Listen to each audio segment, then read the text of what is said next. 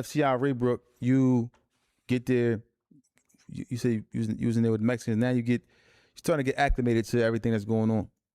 What was the most difficult part, or the most difficult transition for you getting there and getting settled in? I would say most difficult thing there is, of course, your relationship with your kids, your family, Mm-hmm. your girl, or whatever the case may be at that time. Mm. That's like the most difficult, the external things. But the internal things is too, like, you gotta carry it in that joint. You feel what I'm saying? So you Mm-hmm. gotta be like, all right, I'm willing to whatever we carrying. So in Raybrook, it's like you carrying it on a card that you didn't tell. You carrying it on. You from Philly. You 066. So when anything go down, you gotta make your mind up that anything go down anywhere I'm at, then I'm going. Mm-hmm. So you gotta be willing to like stabbed, be killed, or whatever, or just show up to the rumble Yeah. in any situation because this what you walking into. You feel what I'm saying? Yeah. And I would say that the most impactful thing was, and I was telling brothers, and I had a conversation with Leak about it, was just the growing up of being a man in prison, like keeping your word. Like I remember one time with Leak, I was like, "You gonna meet me in the yard?" He like, "Yeah," and I ain't never go to the yard. Mm-hmm. And when I didn't go to the yard, it was a big thing about it. Not a big thing, but it was like there was the opportunity for them to chastise me. Like, yo, when you say you're gonna be somewhere, you gotta be there. Because now Leak was the only one out here. And what if something would have happened? He thought he was meeting you. Mm. So it's little things like that. Then it was another situation that happened, going back to the who hot, who not John. When somebody was down FDC and they was in activities, like pretty much like it looked like they was telling or whatever the case may be. Yeah. So when this person came up to there, I said it. I'm like, yo, he was telling this, that, and the third. Mm-hmm. But I ain't have like paperwork on him. I didn't have nothing legit to say it. So it kind of turned into something. And Reek Sput walked me to the yard with me, told me, listen, young, I don't know what he did, but if you ain't got nothing on it, then you don't say it. You feel what I'm saying? Mm-hmm. And that right there was like a eye opener for me. Cause it was like, you be standing on this and who's hot, who's not, this, that, and the third. And that's not really what that joint about. Running around saying who told it, whatever. Your whole thing is like, I'm not telling, I'm standing on what I'm standing on. And if I'm willing to say what somebody else did, I gotta be willing to fight just to say what he did. You feel what I'm saying? Yeah. So that was like an eye opener for me too, just like breaking away from like all this false shit that be out here, so to say. Like Yeah. out here, you can say what you want to say. Mm-hmm. And there, you gotta be able to stand on everything you say Yeah. to Exactly. the full. You feel what I'm saying? Exactly. So being in FCI Raybrook, and you getting up there. And I know it's a whole different world in the feds. Everything is like is different. Like you said, he always say about it as being so geographical. As far as states, you might be from D.C., Washington. I mean, wherever you from, it's West Coast. Serenos, whatever these. How long did it take you to get adjusted to that whole system? Well, I learned the system my first couple of days. Being from Philly, being Muslim, being from Philly, the Philly table, Muslim table is all right there in the same area. So I kind of like learned it from the rip. And then what happened with me was pretty much I was the youngest person there with the most time. Mm. So people my age ain't really had my time. They might have had a dime at the most, 5, 7s, 8s, maybe a 15. But I had a fresh dub and I went to trial. So what Marche and them did, Marche got me a job at the library. I worked at the library. And all of them hung up at the law library every day. So I wound up going to law library. I wound up going to library every single day, Monday through Friday, from 12 o'clock to like 8 o'clock at night. So I wound up missing a lot. Like everything that was going on in the yards, the games and all that. Yeah. I wound up missing all that because I was always in the law library. But it wound up helping me on the long end. But I got acclimated. I got like acclimated whatever with them more so than just like the foolishness that was going on. Yeah. I was more so around Marche, Tyreek, Talib, all the old heads that was in the library all day. They fighting 40s, 50s, lives. You feel what I'm saying? Yeah. So I'm like, that's when my hangout spot was in the library. You know what I'm saying? Now, a few moments ago, you mentioned like you said your girl. Yeah. You said my girl. How long was that relationship when you once you got locked up, man? How long did it last? Man, I don't know. You know what I mean? I would say it probably ain't last an hour. You feel me? Oh. Yeah, most likely. Yeah. You feel me? Yeah. It probably ain't last. But I mean, for the most part, like I had a girl, I was loving her. You know what I'm saying? But I think what hit me with was like, you know, she came up a few times in Raybrook, and I respected to that for that. That's a long ride. Mm-hmm. You By know what I herself? mean? No, she came up with like her and her sister, but they came up to see me. You feel me? Yeah. Before, like sometimes we had people that come up, you know, they come up in groups. Mm-hmm. But she came up, her and her sister by themselves. So I respect her for that. Like I respect her for, you know, period. I don't expect nobody to ride like that. But it was hard because I kind of was falling more in love while I was booked more so than I was home. Mm.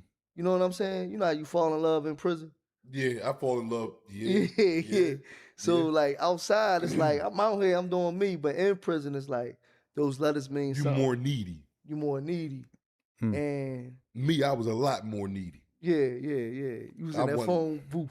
What? Raybrook got some crazy Man, joints. and they got a nice little indoor joint. You go in there, shut the door behind you. You don't hear all the loud talking on the unit. You can go ahead, put your towel over your head, and get down in the corner. Raybrook Yeah. joints is serious. They the only ones that got that. The phone room yeah, like that. Raybrook got a phone room, man. That joint is like a love booth in there. Yeah. Dudes be there, that bigger Man, love. Yeah. Man, you dudes come out that joint, man. You could smack them when they come out of there. they a different dude when they come out of there. So you said it's not even an hour. So you know what happened, man? Like did she tell you she was cutting it off, or you just found out by the not answering the phone? What happened? No, I think when I got booked, like the reality of the situation, I think she was trying to ride Mm-hmm. to the best of her ability, but she was young. She was 22 years old. She Mhm. had no kids at the time. She was trying to ride, but as time go on, you know how they get when you know when they not riding no more, when they act like you did something to them. You know what I mean? You didn't do this, that, and the third, and now they not answering the phone or whatever.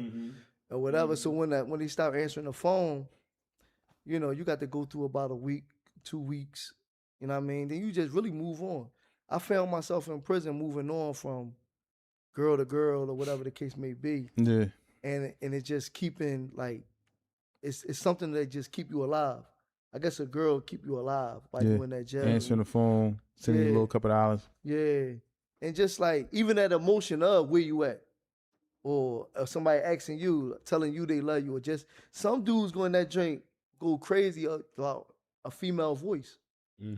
Like you'll see dudes talking to CEOs just to feel their voice, the Wow. vibration of their voice. You know what Wow. I'm saying? So that might be a thing too. Like in there, you just need a feminine voice to keep you at. Some feminine comfort. You Yeah. grown men, grown testosterone all day long, Monday through Sunday. Ain't no days off. You don't get no 10-minute break, then come back on. No, this is your life for the sentence that they pass down to you in the court system. Yeah, you around men. Wow. And still, I mean, you know, when you came home, did you see her when you came home? Yeah, I seen it. Yeah, That was cool. yeah, we cool. We ain't getting in those situations or nothing. But you wasn't mad? No. I ain't mad. One thing I had to learn over time, we talked about this, like over time I like matured in there. Mm-hmm. I used to always tell myself when I tell young boys that come in, yo, if I didn't have to do every day of 16 years in prison, I wouldn't.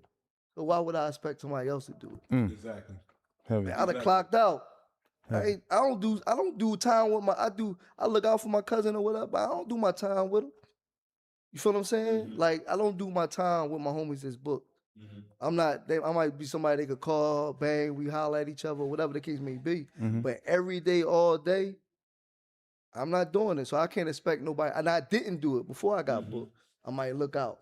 Mhm. Boom, boom. So my man booked doing 25 to 50. You might get a letter, you might get some bread. But it wasn't like that take a very, very that's not me. I might be a person like, all right, I got you, I'm gonna look out. But it's hard for me to just attach my life to another life. Yeah. You feel what I'm saying? And so I can't expect anybody to do it. People do it though. Yeah, I know. Yeah. I've heard stories about it. Now, now, how long was you at FCI Raybrook? I was at FCI Raybrook like 2.5 years. So you got out of there quick. Yeah, I went to a low, went to Islandwood low for 3 years.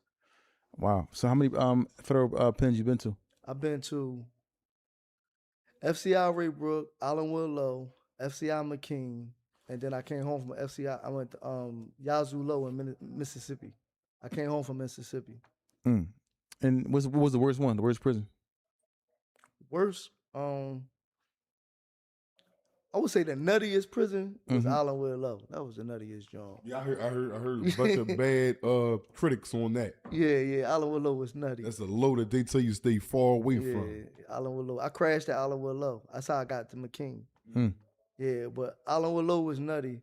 McKean, I was at McKean for 5 years. I was in one cell for 5 years at McKean. But it wasn't, Allenwood Low was the nuttiest one. Hey, Young, talk to him. Ask ask about the lock and the sock thing, man. He. Oh yeah, I'm quite sure he didn't see. I got hit with a lock in the sock. Yeah, we just Whoa. talked. We just talked about. Oh, we got a first timer. Somebody admitted to get hit with a lock in the sock. Yeah. Let's hear about that. So when I was at Allenwood, it was a riot between the blacks and the Mexicans. It was a black boy, Ibrahim, from New York, African boy. He was rumbling a Mexican boy at the yard or whatever. Mm-hmm. So when we come back on the block, it's like a little standoff. A boy named Slug from down north. He sucker punched the Mexican boy. When he sucker punched the Mexican boy, it's just an all-out riot. Mm-hmm. Everybody in the hallway, we all rumbling. What's that? The third. I remember the Mexican boy had it's not a lock in the sock though. It's a lock on the belt. The same thing. Yeah. They put the lock on the belt. Mm-hmm. So I seen the bull swinging with the lock on the belt and my man. So I went to push my man out the way. And when I pushed him out the way, I got hit right here in my back, but I don't feel it. So we in the mix or whatever. Then everybody, the police come or whatever, everybody go to their drink. We go in the laundry room or whatever. When we go in the laundry room, my man from DC, he like, yo, my fault, Rock, my fault. I'm like, what's up? He said, I seen it. I'm like, what? He like, boy, got you with the lock. I'm like, what? Took my shirt off. That's when I started feeling it. When I started feeling that joint was like boom, boom, boom, boom, boom, boom. Like breathing on my back. What was it, like a lump? I had the whole combination of my joint. Damn. Yeah, I had the whole I had the whole combination in my back. So now, after there's a rumble like that, I know they come and do a body check. Yeah. So when they come around and do the body check, so now they putting like brown shoe polish on my back, trying to get it or whatever. But the law came, I wound up going to the hole because I had the Was it bleeding? No, it wasn't bleeding. It just like said the mark. Yeah. Throbbing. Yeah, it was throbbing like no other. It was throbbing, and I ain't feeling it till I knew I got hit with it. Wow. And how long was it? Was it sore? I can't remember. I went to the hole. It probably was sore a couple days or two or whatever. Wow. But, glad that you ain't land across your dome. Yeah. But let me ask you a question though. This is what we usually ask everybody up here that either been to jail or have been to jail. I'm quite sure. Hold on, Young. If we did, I'm sorry. We wanted Ray sat. Hold on, I don't want to mess this up, man. Just say Ray. Yeah, shout out to Ray, man. Ray 6810, man. He a member. He said congrats on getting off probation. This is Damon. I'm proud of how far y'all came. Keep going, bro. So yeah, shout out to you, man, and thanks for the donation. But go ahead, Young. Yeah, all right, now. I'm quite sure you've seen your fair share of violence in the penal system, which is the feds that we was currently in. I know you've seen your knife play, probably, lock and sock work on dudes, hot water, all that. At the time, dudes, we was still getting microwaves. You could still heat up a cup of 190 with all types of whatever in it to make it stick to your skin. If you was in a beef with a dude, this is just hypothetically speaking, you was in a beef with dude, you seen all these type of weapons used, and you and dude arguing back and forth, but y'all calm it down. Everybody squash it, whatever. He go his way, you go your way. It's cool. It's over with. Unbeknown to you, he still got an issue with you. You might be watching TV. You know how Raybrook was, the TV rooms, and you sitting there like this, lunching. He's coming up behind you. He absolutely got you to the bad. You don't even know. Which one of them would you rather him use? Either the knife, the lock and sock. The knife. Why? Yeah, because the lock and sock going straight to your noggin. It's going straight to your head. It could bust your head open. Yeah. The knife, I mean, you just gotta pray that you don't get hit in the artery or something. Yeah. But you see people survive. I never seen nobody get hit in the face with the lock and the sock. I have. But I can imagine a lock in the It put dents there. yeah. Cause you could get brain damage. You feel what I'm saying? Yeah, real right. You get like see y'all laugh. You're right. I said you could get brain Nah, damage. you could never be the same again. Yeah, that, I'm talking about. Yeah. You could never be the same. I seen people get what they hit the ball with. They hit I can't remember, man, on the tear, man. He was a good dude too, from Connecticut. Man, they hit him with something, man. And it was just like I only like nobody didn't even know what boy did, was died or something, man. It was like it wasn't a lock in the sock. Damn. But it was like something that they put on the belt, metal. Oh, wasn't a lot. It wasn't a lock. I don't know what it was at It this was something moment. metal, that's all you know. Yeah, and they was just like, you know, doing him. Mm. I don't know what's up with boy to this day. Damn. Yeah. You see violence, man. I wouldn't say it as violent as people say it is. Exactly. Yeah, but when it's violence there, It's up. yeah, like your feelings, it's like you just like, and you gotta be willing to go. Yeah. You know what I'm saying? Yeah. Even when you ain't had nothing to do with it. You ain't got nothing to do with it. You sitting there in the law library and trying to find a loophole in your case to go home. You ain't got And the nothing to homie, do you with ain't got nothing to do with nothing. You have to be ready to go to battle at the drop of a dime. Because even if you think you ain't got nothing to do with it, Mm-hmm. they come, it ain't no you ain't got nothing to do with it. Yeah, that's crazy. Yeah, it's nothing. It ain't no like, oh, you getting it. It ain't no, oh yeah, he be chilling. He ain't know none of that. No, he 066. Yeah. Go get him. You've been